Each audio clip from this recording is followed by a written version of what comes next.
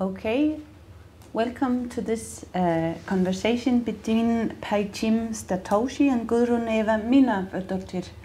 Me and Guðrún are sitting in the Nordic house in Reykjavik, and we have an erupting volcano very close to us, and it's very exciting at all.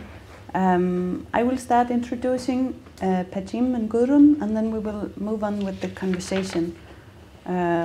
This conversation is called How to Survive, or yeah, let's just call it that. But yeah, welcome Pajtim, you're sitting in Helsinki. We are very... Thank you, Sofie, and thank you, Eva. Hi, it's, nice to meet you. Yes, I'm calling from you too. Yes, calling from Helsinki, and it's a very nice weather out. It's almost 25 degrees Celsius. Wow. So it's almost summer. Lucky you.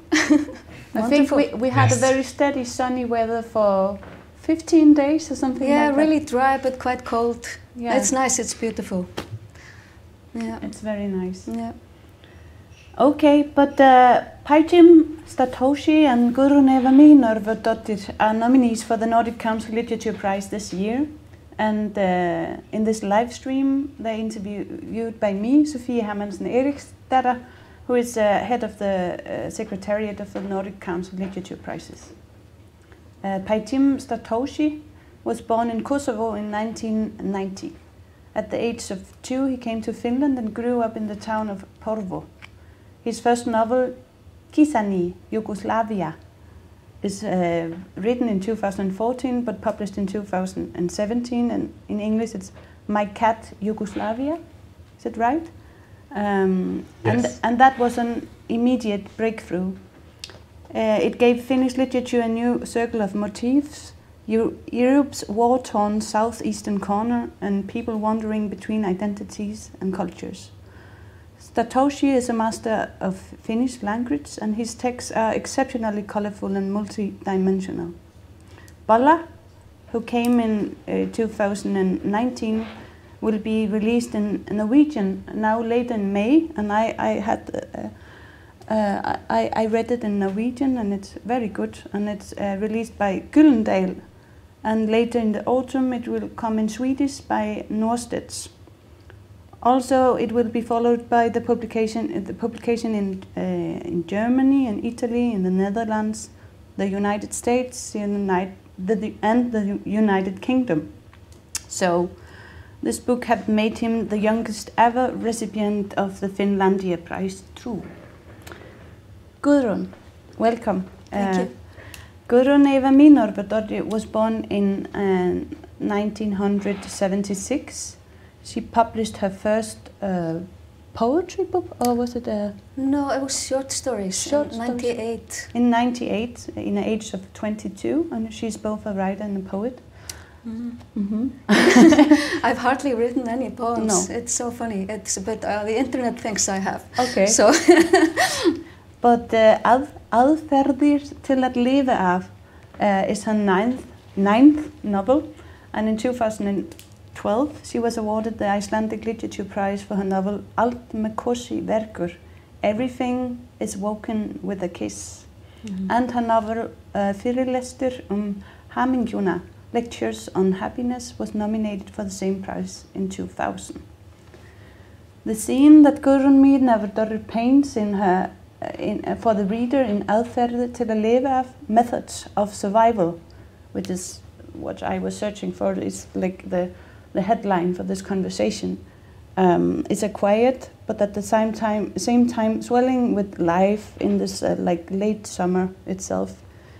And in this world, dogs wear out their lashes, and while peace settles on the city, and in the same way, humanity simmers on the characters that the author brings onto the stage. So it's very fine. But I will start with you, Pajtim.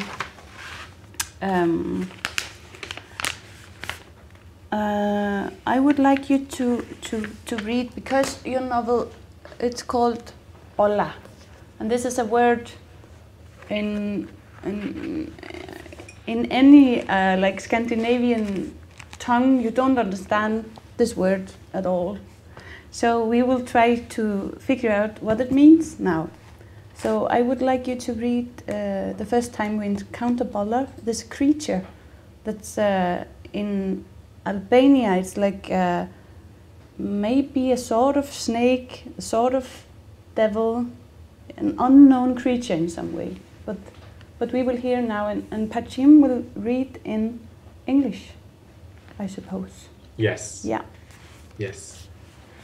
So first of all, thank you both for being here and for having me. So I have to thank my English translator, David Haxton, for translating this book into English, and I'm gonna try and do his translation justice here with my reading. So here we go.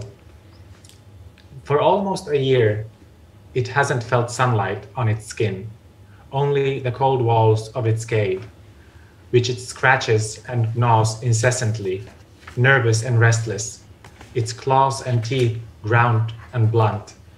It cannot distinguish night from day, sleep from wake, its wings from the pitch darkness, or its callous body from the stones and boulders with which from force of habit it exchanges pleasantries. They tell its story in grim tales that frighten little children. Finish your dinner, it loves leftovers, they say. It will think you are its friend then, and while you are asleep, it will steal in like a breeze through the window or rise up like steam through the floorboards, so slowly that you won't even notice. It will climb into your bed and quietly lie down next to you. Then it will press its forked tongue in through your nostrils, your mouth, and your ears, and out through your eyes, and with that you will die, and won't live to see the following morning. Don't talk back to your parents. Don't be selfish, vain, lazy, greedy, envious. Don't lie, because it will appear and eat you alive, swallow you like a marshmallow. It lives in the judgments that the enraged hand down to one another, the words used to describe the stubborn and the agitated, the resentful and bitter, and it lurks on paths we tread alone, where the rivers meet and the current is at its most treacherous, in abandoned houses, uninhabited forests and dales, on lonely mountains whose tall, icy summits pierce the clouds like balloons. For one day a year, it is allowed out of its cave, always in the springtime, at sunrise, when the trees stand straight and the fields have begun to grow new hide. On that day, it has a set of burrowed wings, and it is called a kulshedra. But on all other days, it has a different name. It is said that while it is free, it destroys everything it sees, that it strikes the woods ablaze, emptying the towns, razing everything the people have created in the preceding year. After this, it begins looking for somewhere suitable to nap. It visits the sea, the land, and the heavens, and after finding an agreeable place, it sometimes forgets where it has come from, where it resided only a day earlier, how many people it has just killed, the guilty and the guiltless, and even sings in a voice hoarse with allure. One year, as it rocked carefree on a branch, it felt a pebble strike its side. It boomed like thunder and disappeared from sight in the blink of an eye. "Who is there?" came a bright voice from the mouth of a girl wrapped in a bearskin standing at the foot of the tree. In a flash, it darted down from the sky and grabbed the girl, wrapped itself around her body and held her face close to its own, ran its tongue across her eye sockets, which were as empty as the pockets of the dead. "Do you know what I am, you silly little girl?" it asked. "No," the girl replied and began to giggle. "I am blind." "That tickled me, by the way," she said, and continued chuckling. "You are very strong," she said, as it tightened its grip. "I wish I was too." "Aren't you afraid of me?" it asked. "Afraid? Yes." "Of course I'm not afraid of you," the girl replied, playfully tapped its hide, unable to appreciate its immensity, and laughed again. "And it's not very polite to call me silly when we don't know each other. I might be blind, but I'm very clever. Really? Yes. All it could do was join her chuckling. It lowered the girl to the ground, and when it was about to leave, the girl reached out her left hand and grabbed it by the end of the tail. Where do you think you're going? Away, it replied, wriggled free of the girl's grip and twisted into an attacking position, its hide covered in gleaming scales and crinkles, its mouth like a loaded weapon, ready to bite the girl's arm off as punishment for her impudence. Very well, she said, but don't go just yet. Do you want to play with me first? Play? Yes. After giving this a moment's thought, it agreed to the girl's suggestion, and the two of them chased each other across the fields and meadows, taking turns hiding in the thickets and the boughs of trees. And as evening fell, they were both exhausted and had told each other everything. The girl about her family, who had thrown her out of their home, because what could they do with a blind child? And it had told her about the cave where it had lived its life and all the different names it had been given. The girl's name was Drita, which means light, and it thought the name was amusing because the girl had never seen the light. Before saying goodbye, they agreed to meet again in a year's time, and from that moment on they have met every year, always in the bloom of spring, in the same forest where they first encountered each other, on the same path where the girl almost lost her arm. Over the years, it taught the girl to hunt, to stake out prey, and to throw a spear. It bit off one of the girl's breasts too, the better for her to shoot a bow and arrow, and proudly followed her development into an adult, a woman every bit as strong as a man. One spring, it plucked up the courage to ask, timid and bashful, if Drita would become its wife, if she could imagine them living together, spending time together every day of the year. Drita began to weep, and for a moment she was unable to answer, so overcome she was with emotion. And does it matter that I was once a girl too? It asked. No, Drita answered, catching her breath and raising her hands to its cheeks. It doesn't matter at all, she continued and pressed her lips against its mouth, which was as rough as bark. I will be your wife, of course I will. I have seen it now. What have you seen? It asked. The light. It is said that there they remain to this day, just the two of them, curtsied statuesque in front of each other, in a cave on the side of the mountain where night never retreats. Thank you so much, Pajtim. It was very fine to hear you read it yourself. I think this is a good starting point for further conversation, both to try to define this bolla that occurs in the story in different shapes, but also like what would you,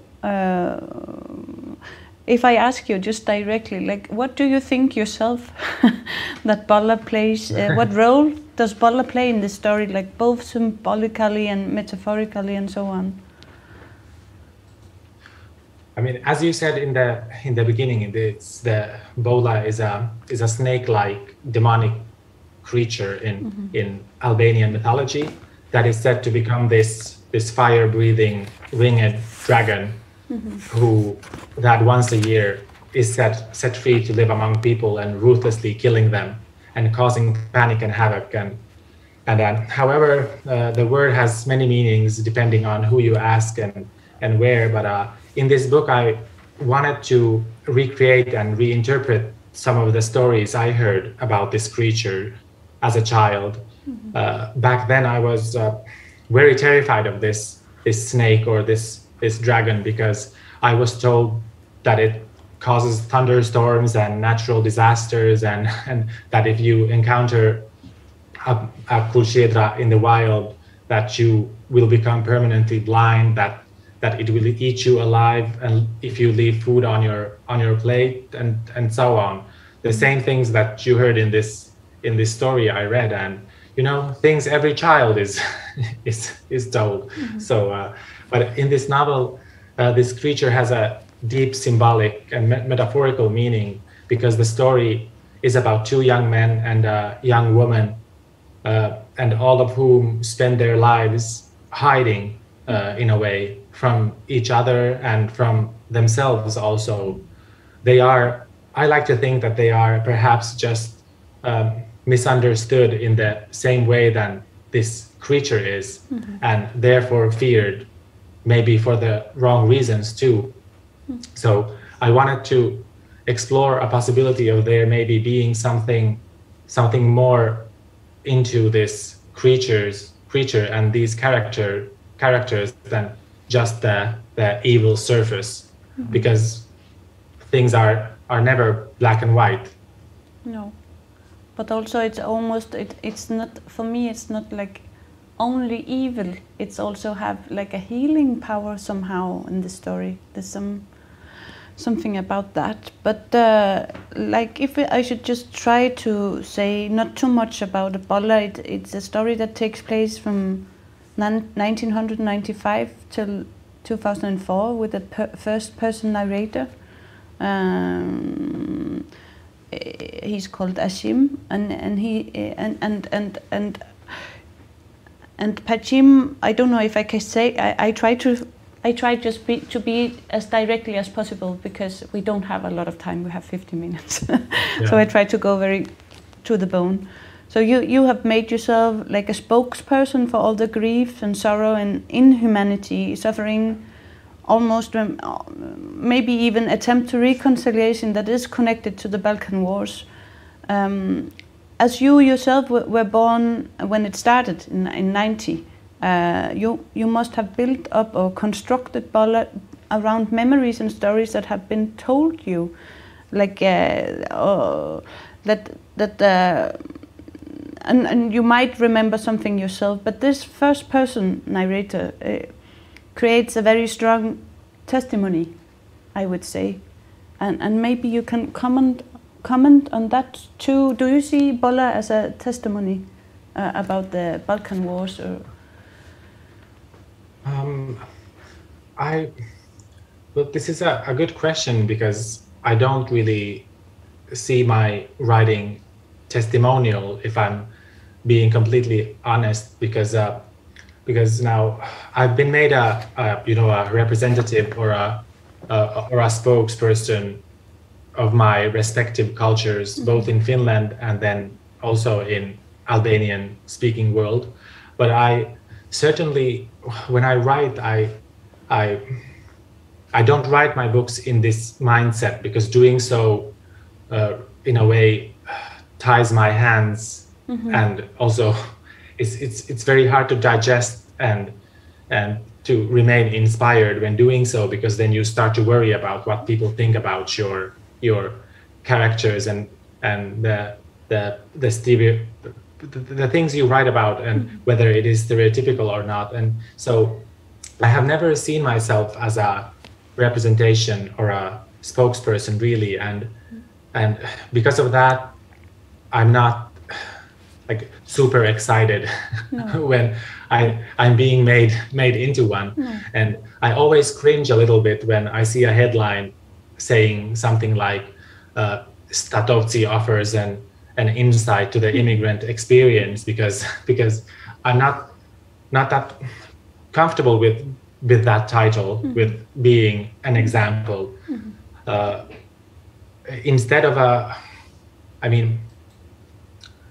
Instead I'm comfortable with being an example of a world, of this kind of world. And I think that this applies to both me and my books and my characters. They are just examples of a life, and the characters in them are one of a kind and also entitled in a certain untouchable uniqueness. And I have kept saying this over and over in many interviews, because even after almost a decade as a writer, even after 3 books and numerous and countless interviews, I often get asked if I am finally planning to, write about something completely different than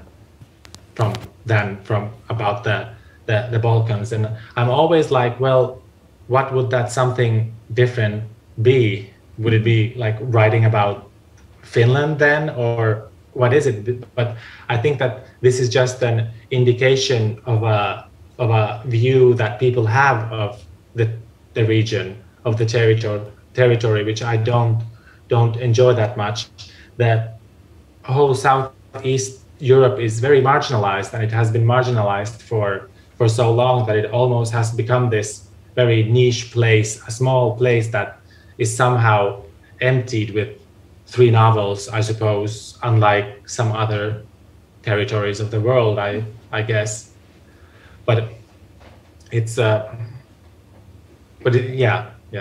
I forgot about your question by now. No, but you said a lot of clever stuff, and I'm happy that I could push you into to say this, like that you don't think of this as a testimony, because I'm not sure that I think of that also.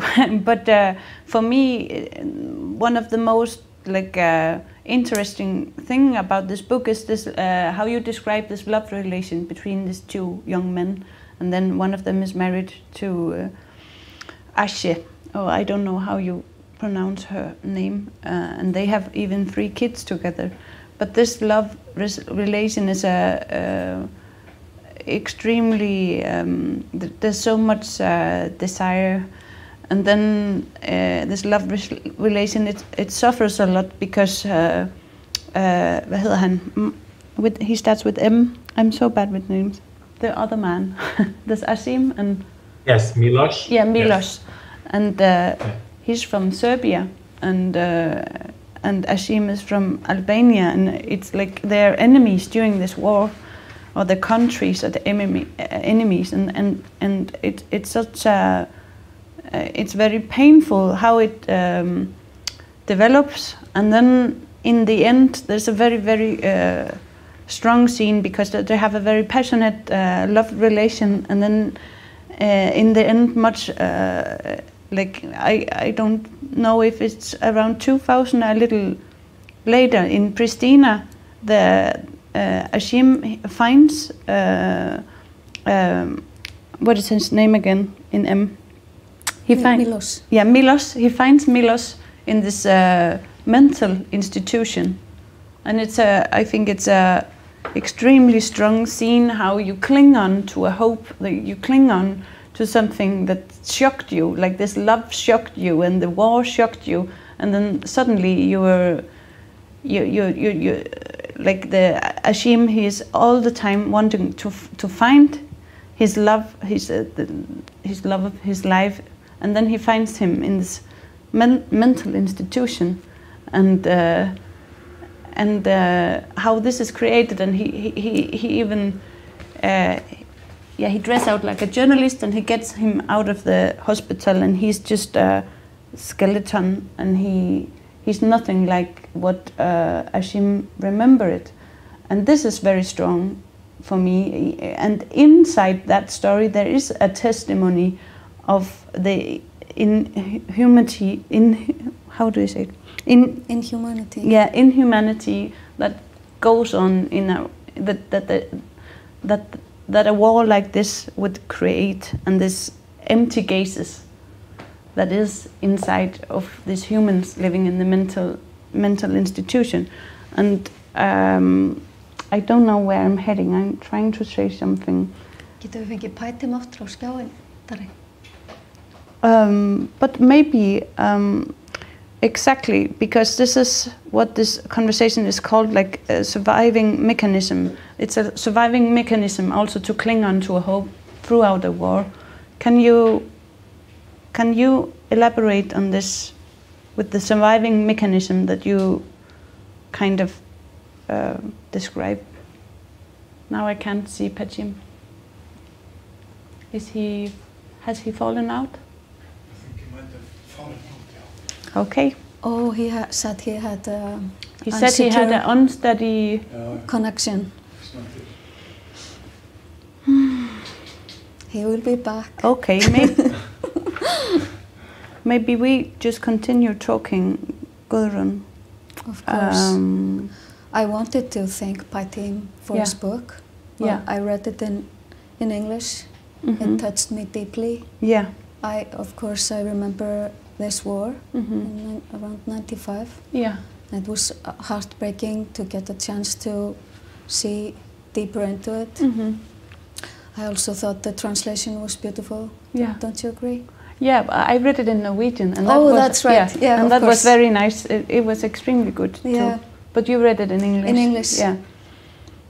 But also we were talking about before we began the conversation that I'm born in the middle of the 80s and Guðrún is born in the middle of the 70s, how we remember watching the news, seeing this war. Yeah, exactly. It's so different to see it in that way. Yeah. And a novel will bring you so close. Hi, Pajtim. I was thanking you for your novel, but you missed it. I was saying such beautiful things about it because I like it so much. Well, thank you. I'm so sorry. I have absolutely no idea what happened. No. I just got lost. I'm so sorry. Technology. But can't be helped. But what did you hear before you fell out? You were asking me about the violence of the book. So do you want me to continue? Yeah. Okay. Okay. Sorry. So yes, violence is a very. I think it's a very essential part of this book. There's a lot of violence in it, and all kinds of violence. And for the past years, I think I've noticed this shift in how violence is perceived through different art forms. You know, it's violent fictional accounts, I feel like, are more and more seen as almost like a promotion of violence, which I have found a bit absurd, because at the same time we consume art that contains violence, more graphic violence than ever. I mean, it's like this true crime and horror movies and detective series provide very visual images of like all kinds of terror. Yet I think for some reason in these contexts, violence and depicting violence is more appropriate and okay than it is in, let's say, literary fiction. So one thing I wanted to say with this book is that for many people, some of the things that happen in this book are a part of everyday life and have always been a part of everyday life and will always be. And after this book was published in Finland, some readers were a bit taken back that the protagonist of this book, for example, slaps his children, and some even I felt like it was even perceived in a way that I was attempting to just that I did this for just like the shock value to add to the story. But then I felt like I would have felt like an imposter if I had ended this cycle of violence and written a cathartic ending in this book, because does this cycle really ever end, and how many people really do get a happy ending? And I think that sometimes we're so blinded by our craving for absolution that we don't see or want to see the other side of the coin, all of the retribution and resentment and the people who don't get what they want. And that is why this book has also an ending that you maybe wouldn't call a happy one. No. Yeah. No, definitely not. But I think we move over to Guðrún now, and then we combine more. Yes. Unlike Bolla, your story, Guðrún, it's not settled in a war zone or a post-war zone, but in Iceland, and the conflict is more like relational, existential. But still, there's a lot of in common that you two can discuss. I think so. You both sort of work with representing ways or methods how to survive, and as I don't know if I mentioned that, but Guðrún had the chance to read your book, and you didn't have the chance to read her book. But I'm sure you can talk anyway. But Aðferðir til að lifa af means methods of survival. And the book, it has a very interesting gallery of characters. Every chapter is called a name through which the chapter unfolds. As I just said. Hannah is the main character or the storyteller, and there's Arni, Aron, Snær, Borghildur, Grace, and so on. And the story takes place in Iceland, like I said. We have a hamburger place, a summer cabin, pulsa, sausage, nammi, car, and many other things. But these are all very recognizable Icelandic scenography or part of that. And as a reader, you get insights in the Icelandic welfare system that does not really work, or maybe it does or does not. And there's a complicated love relation also. And the brutal reality breaks into the everyday anxiety in chapter 4. And maybe we could just go straight to, like, if you can try to say that, Guðrún, why did you call the book like Methods of Survival? Well, I thought it was ironic in the book how people are using methods of surviving that kind of are counterproductive towards what is their best interest. Like Hannah is anorexic. That's how she is desperately trying to survive, by making herself weak and dependent. And Aron Snær is kind of trying to hide his shameful existence and very addicted to sugar. And Árni is in this, like you said, complicated love relationship. With Steinunn, and they are desperately trying to connect, and at the same time they are very much afraid of doing so, and using methods to keep themselves apart from each other. And then, of course, there is, in the end, there's this unnamed, faceless, dead body. The young woman who got kind of lured into death with a promise of a better existence. And for me, like, she is the main reason for the title. Yeah. Well, both. It's a kind of a theme, isn't it? And it's a part of life. Everyone is using their different methods to survive. And then there's Borghildur's husband, who just dies. It wouldn't have mattered what methods he would have used. It was not in his hands, right? So there was that. Yeah, I was kind of trying to name the theme because it's not at all obvious. No. Yeah, it's kind of in between the lines, wouldn't you say? So give people kind of a clue or a way to into the book. Exactly. Yeah. And we have been talking about that Guðrún, she could read from chapter 4. Should we? I think it would be nice to hear a little reading now. Yeah, just a short one, because it's in Icelandic. Right? Yeah, maybe. But it would be nice to hear the Icelandic tongue, and then we will explain what it's about afterwards. So just you can just, all who are listening and don't speak Icelandic, you would just enjoy the sound. Af mínum gögnum að dæma var Grace bókuð ein í húsið, en ég sá ekki betur en fleiri væru í bílnum með henni. Þau sátu sem fastast, svo ég hægði á mér og reyndi að komast hjá því að standa út á hlaði og góna á bílinn eins og afdalabóndi. En þau voru svo lengi að koma sér út að hjá því var ekki komist. Ég tylti raskinn á stóran stein, eitt af björgunum sem híð voru upp úr jörðinni þegar grunnarnir voru teknir fyrir húsin, og beið. Það var hætt að rigna, en steinninn sem ég sat á var kaldur og rakur. Loks opnuðust framdyrnar beggja vegna og útstigu karl og kona á mínum aldri á að giska, bæði með armbönd og hálsfestar úr náttúrusteinum. Konan kom til móts við mig með útréttan handlegg. Handtak hennar var svalt og beinabert, en alls ekkert óviðkunnalegt. Hello there, sagði hún brosandi. We're not staying with you, we're just giving our friend a ride, but we're already jealous. Hún sneri sér að manninum. Our hotel is not that nice, is it?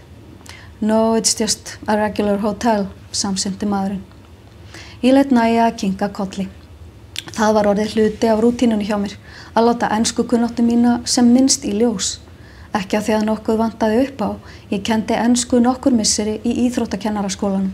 En eftir að Steinn dó var ég skinnlaus, annars hugar og allt annað en örugg með mig í hjali við ókunnuga, hvort sem það fór fram á ensku eða íslensku. Út undan mér sá ég aftur dyr jepplingsins opnast. Út steig, hægt og virðulega, breiðvaxin, þeldökk kona í gallabuxum og svartri mussu. Grace, hopeful, gerði ég ráð fyrir. Hún pírði á mig augun. Ég gekk til hennar og rétti fram höndina. Borghildur, sagði ég. Grace, sagði hún og hló stuttum lífsreittum hlátri. Handtakið var hlýtt og þétt. Come with me, sagði ég og ýkti vísvitandi íslenska hreiminn.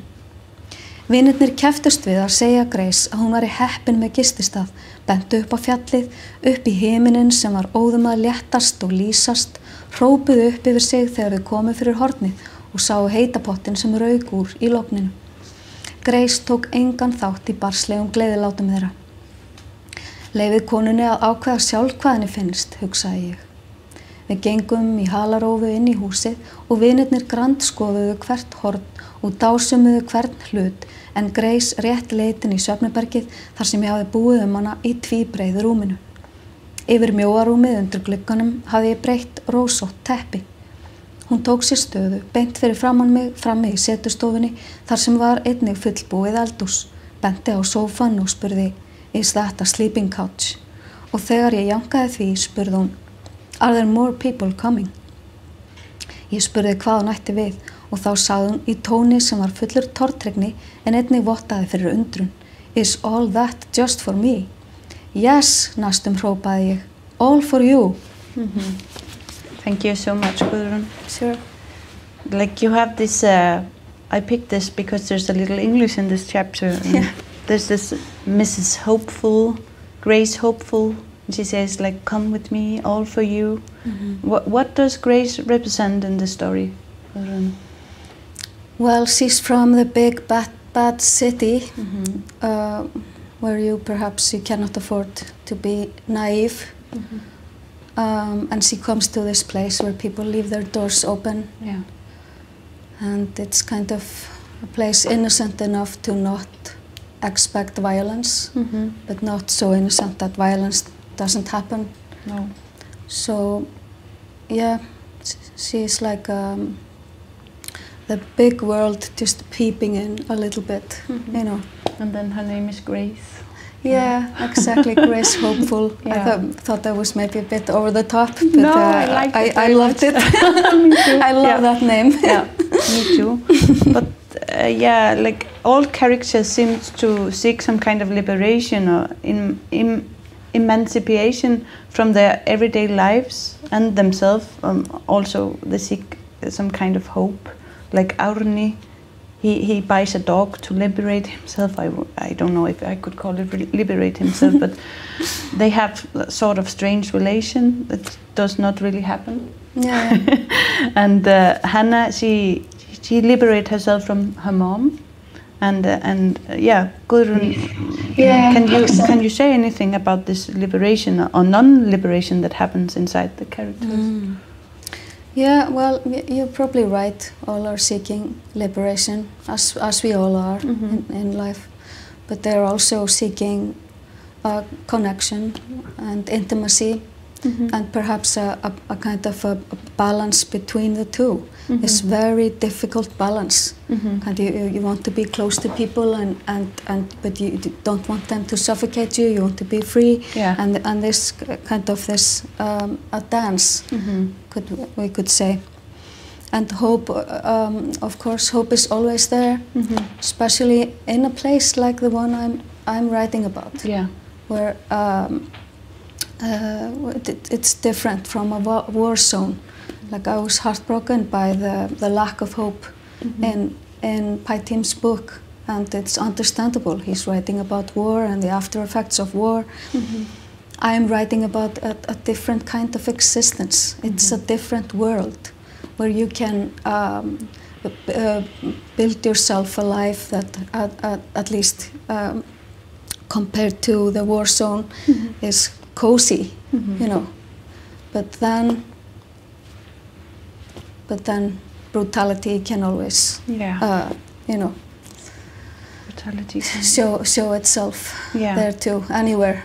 Like you're not safe anywhere. No, no, not even in Iceland. Yeah, I mean, exactly. We have a very brutal nature here, at least. We got the pain in the brain. Yeah, but you, like I said in the beginning, you kind of depict the Icelandic world system as not functioning, or maybe not fully functioning. Can you say something about that? You don't have to comment on it, but if you want to. Oh, sure, I would love to comment on that. It's a very interesting question, very interesting reading of the book, because actually, personally, what I have seen when I see the system operating, I've been in awe how well it can function, and of the kind and capable people that work for the system. But of course, it only works up to a point. Yes. It doesn't. It can't replace totally just people looking after each other. So, and the system can do nothing for people that they don't know about, that are in trouble. They cannot help people that are not ready to receive help.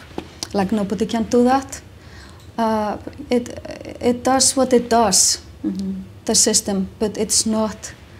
It can't reach into every corner. No. But that's what, like, we as a society can do. Like, when people look after each other, and that's why you have to develop methods how to survive if there's no one to. Yeah, but we catch each other, and that's I think that's what the book is about. Also, I mean, we do help each other out when we can. In Pajtim's book also, like the characters in your book are kind of trying to, but they can't. No. They are so traumatized, and they their hands are tied, and it's just too far gone. You know what I mean? So, yeah, that's absolutely what we do when we have the chance, when we have the extra.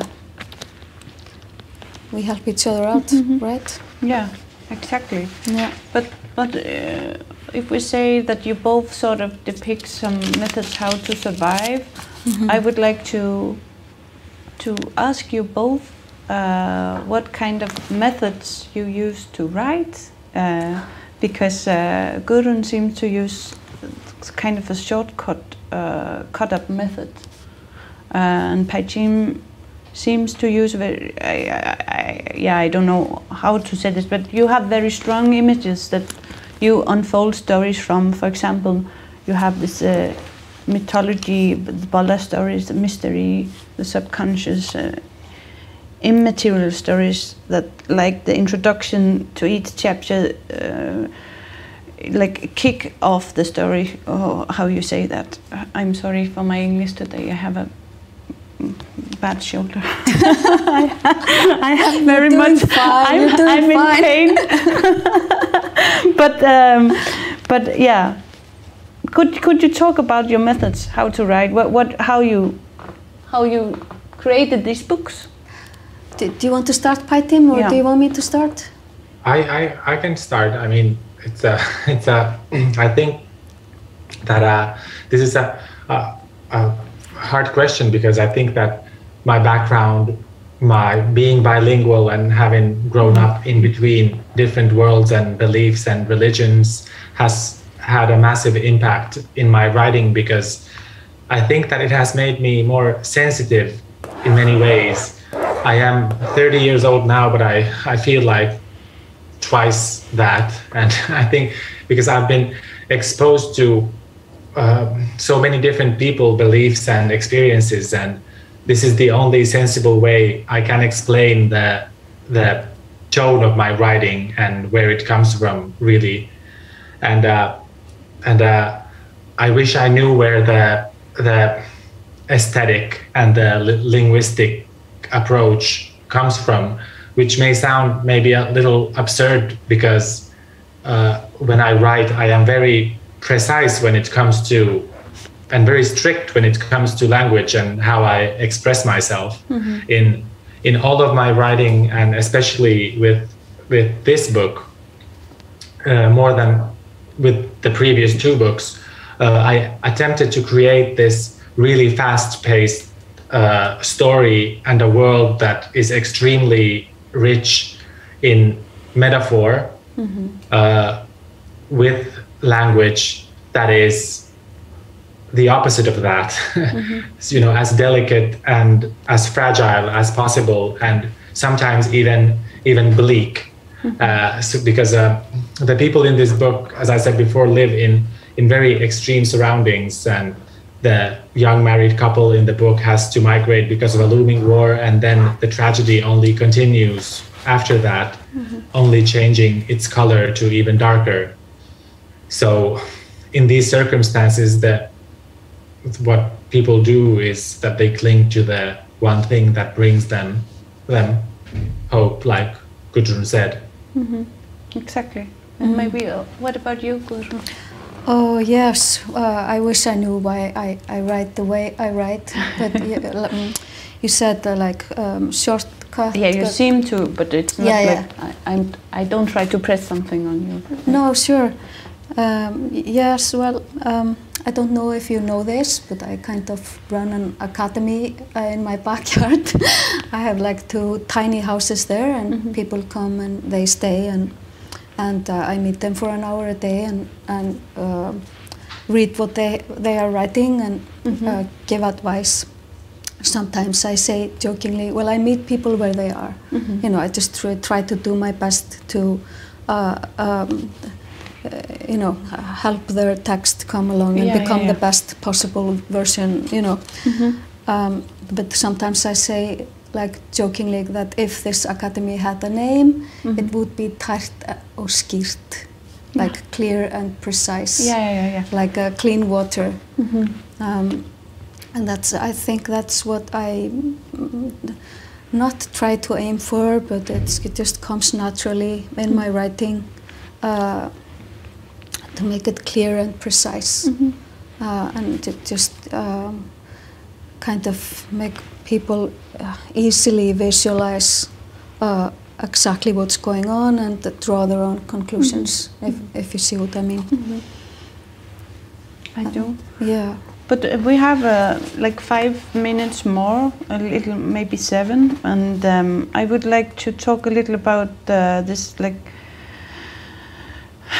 that literature can be a place to treat trauma, or like, I wouldn't say that Aðferðir til að lifa is like a traumatic book at all, but it has some kind of trauma is many things. It can be a post-war or in a war zone, but it can also be this everyday life. You can have trauma. What do you think about if literature is a place to treat trauma? Is that a silly idea, or can you say something about that? Well, it's not silly, and I think everyone has post-traumatic stress disorder. Just some people just have a little bit, and some people have a lot, like so much they cannot function. Like Milos in your book, like is maybe the starkest example that I come across of that. And I guess you cannot have literature without trauma. Life is traumatic, and a drama is trauma and trauma is kind of intertwined, isn't it? And even in an innocent place like the one I'm describing, brutality is there, violence is there, hurt and abandonment is there. Exactly. And I am sure that both reading and writing are good methods of survival. Like they really help you. To But it's also a sort of dwelling. You dwell into it. Yes, but you feel like less alone, and you connect with mankind somehow. I hope I'm not being corny, but I find a really deep connection through books, through literature, through fiction. Yeah, it's like really, I feel like I understand the world a little better, people a little better. Like reading Pajtim's book, I feel like I've gained an understanding. Like for a while, I was these people that are so far away from my experience. So, like if you read a lot of books, it's like you gain so many experiences, like many lifetimes at once. exactly. I think I have to agree with everything that you had to say. I mean, the thing with trauma, in my view at least, is that there are traumas that you just don't get over from, and then we live in a world that is very demanding in this regard. I mean, we're often told that we are responsible for our own well-being, and we're told that what doesn't kill you makes you stronger, and we're almost like required to push ourselves to get over our challenges and just move on and develop and achieve, but it's not that simple. I wish it was. We would all be the best versions of ourselves if we could. So I think with literature shows us that there are all kinds of fates and stories out there and traumas that won't make you stronger necessarily. Instead, you just become weaker and sadder. And what I attempted to offer with this book is just a brief glimpse, a small view into a multi-generational trauma, into a very complicated and rich history, into a world that is full with an extensive amount of pain that will never and can never really go away. And on the contrary, I think for many people, it just sticks around, making its victims just hollow and empty forever. Exactly. Do you have some questions to each other? Then we have some minutes if you have. No, but I would like to say I found it very inspiring and interesting how your main character wasn't like very likable. I mean, he was violent and sometimes he was a coward, but at the same time it was very easy to identify with him. Like I understood where he was coming from, and like reading his story was so easy to feel empathy for him, even when he was hitting his children. You know what I mean? That's really strong, and I think you really made your point that nothing is black and white. It's so important to kind of, and so real to read about it. Yeah, all the people in your book felt so real. I was really interested in the wife. I really, when she came, onto the Asya, when she came onto the page, I was like doubly into the book. I found her character to be really vivid and interesting, even though she seemed passive from the outside. Sorry, I'm talking about your book. You haven't had the chance to read mine. It's not your fault. It hasn't been translated into English. Yeah, I just realized. It comes in Swedish. But it comes in Swedish, and I do speak a little Swedish, so I will pick up that translation when I get so. But thank you so much for your beautiful and kind words. I mean, it's beautiful what you said, and it's true that this book grew into a bigger, like a moral consideration of right and wrong and good and evil, and who gets to say what's ethical and appropriate and in which circumstances, because the world is not perfect and the law is not always perfect, then there are instances in which we are forced to act in a way we maybe do not want to act. And violence begets violence, and sometimes post-traumatic stress disorder comes out like the symptom is you yourself are violent. Exactly. Yeah. Exactly. Okay, but I think I will say thank you for this lovely conversation. I'm honored to talk with you too, and I hope to see you, if not before the 2nd of November, where we have the prize ceremony in Copenhagen, if Corona allows, and I think it will, because we have the vaccine program and it's going well, as far as I know. Thank you so much, Sofie. Yeah. Thank you, Sofie. And we were very happy to speak, Yeah. to be able to have this like sitting together, and not that you were in your home. I'm very thankful you could come here in the house. At least I could, yeah. And we will have the next conversation that is run from the Nordic House is the 26th of May, and it will be with Inga Rautner Eira and Andri Snær Magnusson, and it will be moderated by Sonadís Másdóttir, and it's the 26th of May, and that will be the last conversation in this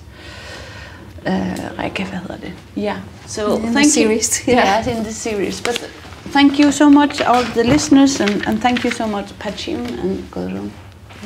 thank you. Yeah. Thank you so Bye. much. Ciao. Bye-bye.